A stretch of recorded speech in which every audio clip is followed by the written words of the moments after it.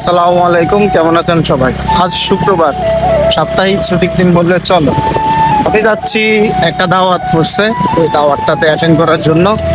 সাথে আমার ফ্রেন্ড সাথে যাবে, যাচ্ছি একসাথে দাওয়াতটা অ্যাটেন্ড করি। যেহেতু শুক্রবার ছুটির দিন, দোকান বন্ধ, একদিন একটু সময় পাই অল্প করে। যেহেতু আপাতত অন্য কোনো কাজ নাই, তাই চলেন আজকের দিনটা আপনাদের সাথেও শেয়ার করি।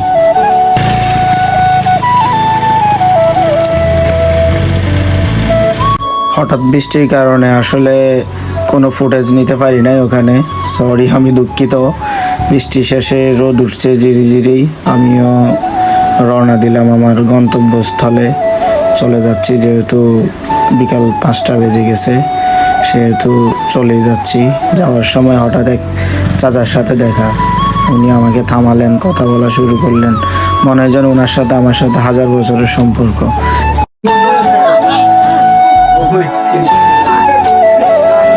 মসজিদ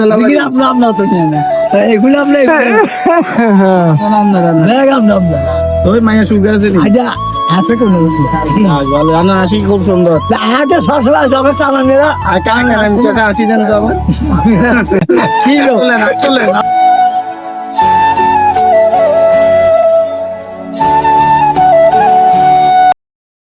হাসি থাকা, হাসি খুশি থাকা বলো সবার সাথে।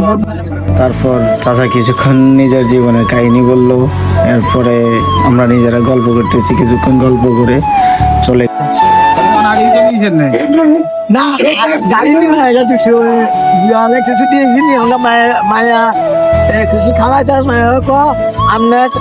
খানা খাই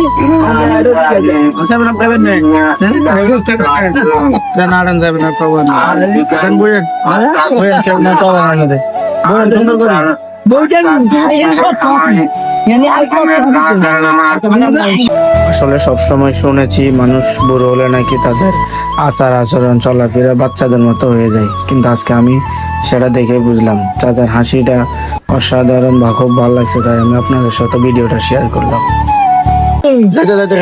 খুশি হয়েছেন তো? ঠিক আছে, দোয়া করে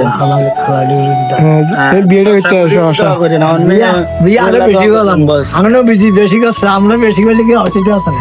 দোয়া করবেন